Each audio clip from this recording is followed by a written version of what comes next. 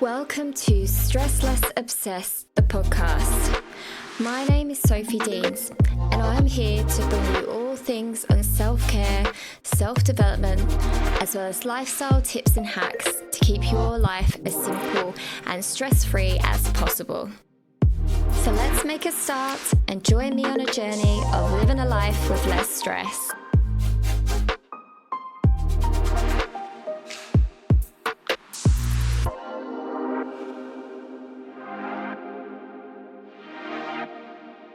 Hello listeners, welcome back and thank you so much for joining me today. I cannot tell you how grateful I am feeling right now because I'm actually celebrating having over 1,000 downloads of the podcast. So this week it happened, and this is a huge milestone for me, and it means so much that you're all tuning in and listening, and people keep coming back. We've got 24 different countries so far that are tuning in, and I'm feeling so thrilled to reach this milestone. It feels massive for me, and I just want to thank you all so much, because without you listening, I would still be at zero. All right, so this is such a great way to start off this week's episode. And I've just realized, actually, I've got some more good stuff for you, some more really good news. So, before we dive into the episode properly, I have a goodie for you. And you might already know what that is if you are already following me on Instagram. And if you are not, then you need to go right now and find me, Stress Less Obsessed, and give me a follow. But if you don't, you won't know that the website is here. It's been launched. It's here finally. Hooray! And this is something I've worked on all by myself. I've never created a website from scratch like this before, and it was on WordPress, very technical. It's taken me quite a while to figure this out. And look, I've taken some of my own advice here, and I've realized that sometimes things don't have to be absolutely perfect. I've been waiting for it to be perfect before I launch it, have this many blog posts, this, that and the other. And you know what? I've gone ahead, I've launched it, we've got some information on there for you guys, and I really hope that you love the site.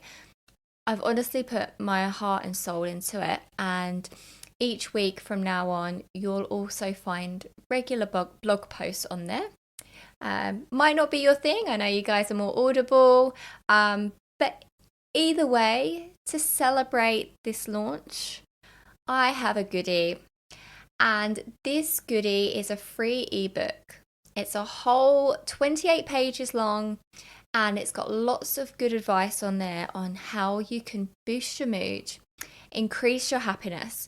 And it's all through taking different everyday actions and activities so that it can make your days and your weeks and your months just a little bit brighter. Okay, just little things, little habits you can do each day. And they also focus on your happiness hormones. So if you haven't looked at that episode yet, I did a whole episode on hacking your happiness hormones. I can't speak. Hacking your happiness hormones. And let me just see, I can get you the exact number. It was episode 14. So if that's something that interests you, head over and listen to that episode next. But that was a favorite. That's been the number one episode yet. So I wanted to compact that into an ebook so you always have it at hand. And then when you're feeling a bit low, or hopefully every day you keep on top of this, but you just have something that you can refer to that will just make your day a bit more blissful. Okay. And, just because Joe blogs next door goes for a run and that makes them feel happier, that might not work for you. So it's about taking this tool and kind of aligning it to yourself. And it even comes with a bonus checklist so that you can track how you're going, what you've been doing. Have I got my dopamine fix today? Have I got my endorphins today? Bit of serotonin, things like that, so you can know and keep track of your self-care. Because, look, I know all too well how you can get to the end of a week and you're like, oh gosh, this week, how did I get here? What happened? Why do I feel so tired and, lackluster? And then you realize it's because all you've done is work, or all you've done is care for the family, or all you've done is chores. You've not taken any time to do good for you. So that's why I created this. So please, please, please check it out. It will really help you to hold yourself accountable. And I've included a direct link to the ebook in the show notes. So don't forget, go to the show notes right now, click on it. You have to enter in your email address and then you'll get it sent straight through to you. You can also check out the website stresslessobsessed.com and it's also on there. Okay, so that's the exciting news. I was going to say out the way, but we don't want to get that out the way. But let's get into this episode. And actually today, what I'm talking about, it's very, very relevant to what I've been speaking about already. And you'll understand how and why as we get a bit deeper in. But today's episode, I really wanted to explore finding joy in your work. And yeah, I know some of you might be thinking, oh, people actually enjoy work? Like, I'll be honest, I was someone that used to think the same. Can you find, pure happiness and work in the same sentence? And that's not to say that I hated my job. There were certainly times when I did. But I mean, you should really feel some kind of spark in your work. And it could be because of the people that you work with that bring you joy. Maybe the people you come across, customers that make you laugh, interesting stories. Maybe it's because you're constantly being challenged and you're growing, meeting new goals, reaching new achievements. I guess you just should feel some joy in the work that you do, okay? At the other end of the spectrum, that's not to say that every day will be sunshine and roses. That's completely unrealistic. But more often than not, you should be feeling pleased with where you are and where you're going. Feel some direction, excitement, things like that. And so some reasons people aren't feeling that in their work and aren't enjoying that day to day, you might identify with some of them, but it could be potentially because of the environment you're working in. So maybe a toxic workplace with toxic colleagues, maybe a really high workload that's unachievable. Maybe your company just isn't in alignment with your values. And at the other end of the spectrum of workload, you could actually just not have enough work. That can equally make you feel like lacking motivation, not pushed enough, just feeling like you're wasting your time, basically. And I've spoken about a lot of these feelings and situations in a previous episode. And that was about 3 episodes ago now. So episode 28. So you can go back and listen to that. It's all about work stress and stress in the workplace. But today I wanted to flip this Okay, so we're actually going to be talking about how you can find joy in your work. And if it's not something you can find where you are at the moment, then how do you go about finding somewhere that will? Okay, so how do you do that? And passion is the main component and the driving force that I want to speak about with you today. Because I think it's the most important thing, to be honest with you. I really do. Having a passion can turn mundane tasks into exciting challenges, um, into something to conquer. You don't look at it as a negative. You look at it like, okay, this might be difficult, but I'm going to do this. And it's like a puzzle rather than you being kicked down. And when you're passionate about your work, you feel a really deep sense of satisfaction and you feel so much more engaged. And this motivation is what propels you forward and makes your workday feel less like an obligation to pay the bills and less like a series of tasks that you have to check off. And it's more about it being an exciting journey where the weeks just fly by because you've just been like so into it. Okay. Um, and you may be able to hear in my voice that I'm quite passionate about sharing this message with you because it's something that's really front of mind for me right now. In the last couple of months, I have been discovering things that I've actually always naturally been good at and haven't realized, and the things that I enjoy and have been putting them together. And I'm starting to think how I haven't worked this out before. It's easier said than done, I know. But this is why we need to do the work. So, just for a second, think about some of the types of people that excel in their fields, like artists, athletes, entrepreneurs. What sets them apart from everyone else? It's their passion, right? It's the passion that pushes them through when they're knocked down and they've been rejected that many times and they keep pushing through. But why do they do that? And it's passion. And passion is what gets them up in the morning. It fuels their creativity and keeps them striving for more.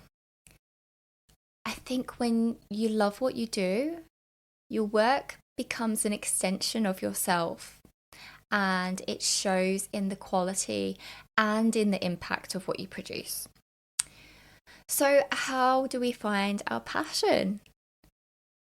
Like I say, it starts with the work, and that's self discovery, self work.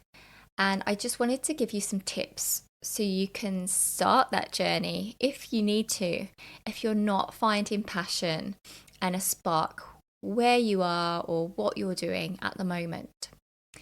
And firstly, you want to reflect on your interests. So think about the activities you enjoy in your free time.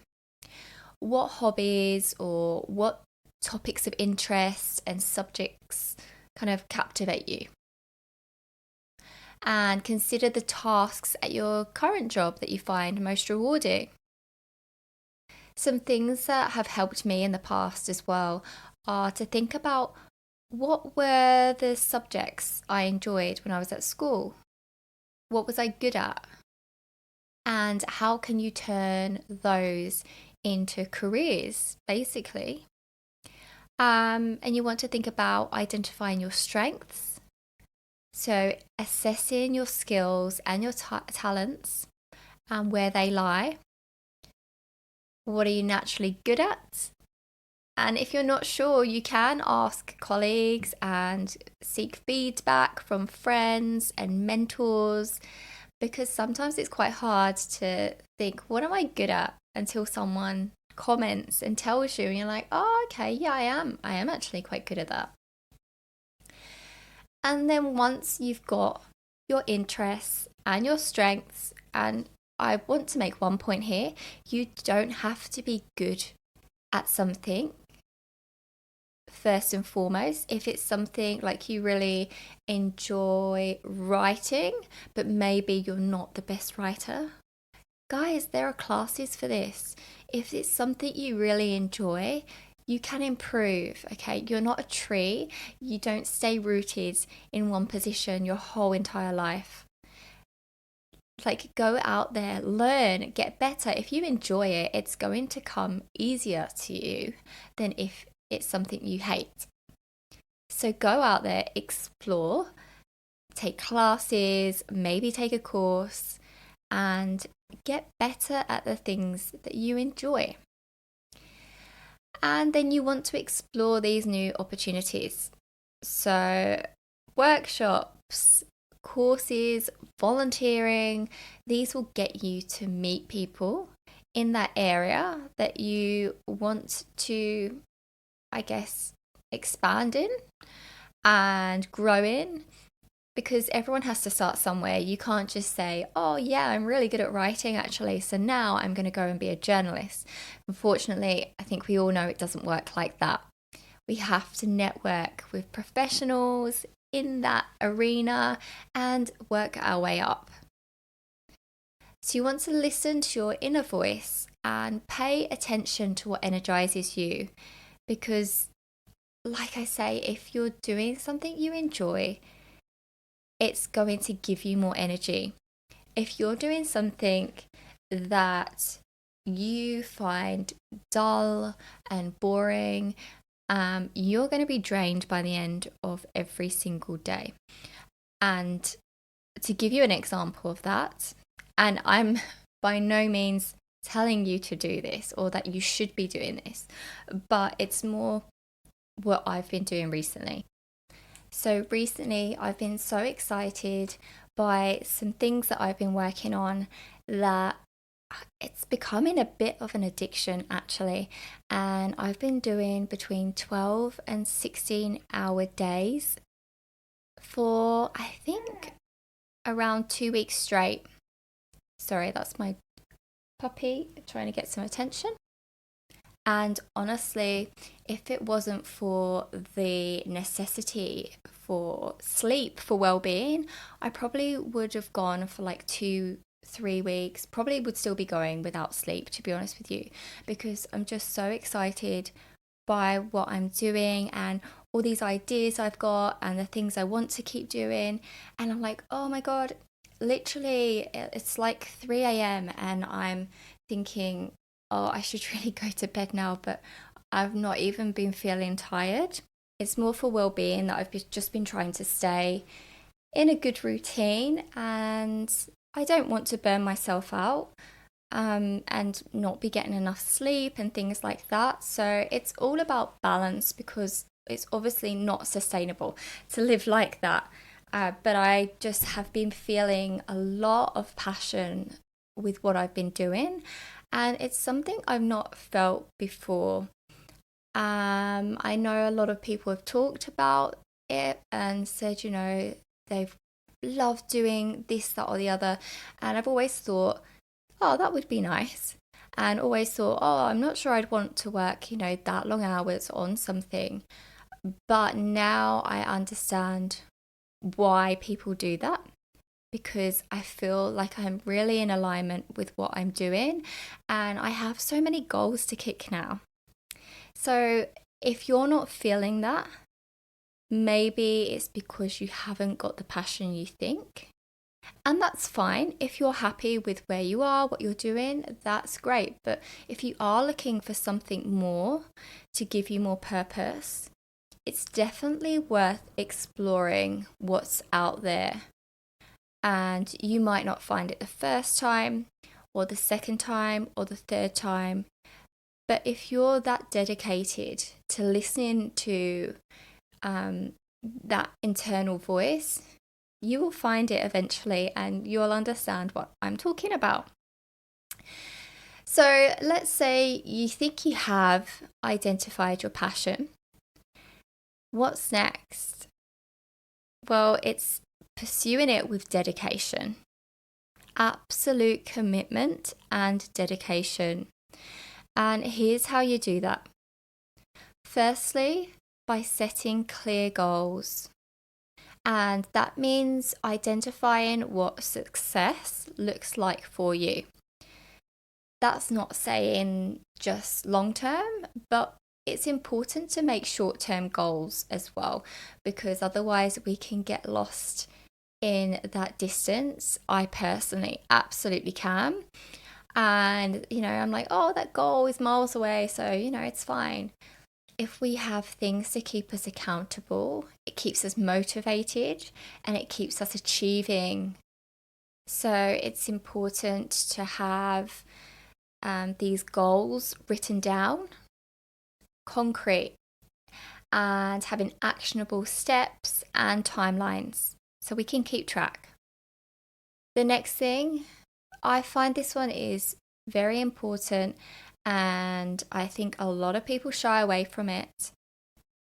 But investing in learning, and sometimes that can be monetary investment, sometimes it can be time investment, it could be both.